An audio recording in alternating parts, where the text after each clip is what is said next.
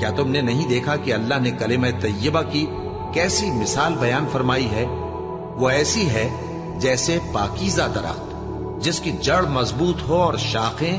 آسمان میں پھیلی ہو، وہ اپنے پروردگار کے حکم سے ہر موقع پر پھل لاتا ہو، اور اللہ لوگوں کے لیے مثالیں بیان فرماتا ہے تاکہ وہ نصیحت حاصل کریں۔ اور ناپاک بات یعنی غلط عقیدے کی مثال ناپاک درخت کی سی ہے کہ وہ زمین کے اوپر ہی سے اکھیڑ کر پھینک دیا جائے،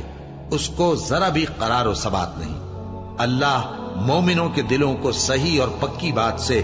دنیا کی زندگی میں بھی مضبوط رکھتا ہے اور آخرت میں بھی رکھے گا، اور اللہ بے انصافوں کو گمراہ کر دیتا ہے، اور اللہ جو چاہتا ہے کرتا ہے۔ کیا تم نے ان لوگوں کو نہیں دیکھا جنہوں نے اللہ کے احسان کو ناشکری سے بدل دیا اور اپنی قوم کو تباہی کے گھر میں لا اتارا، یعنی دوزخ میں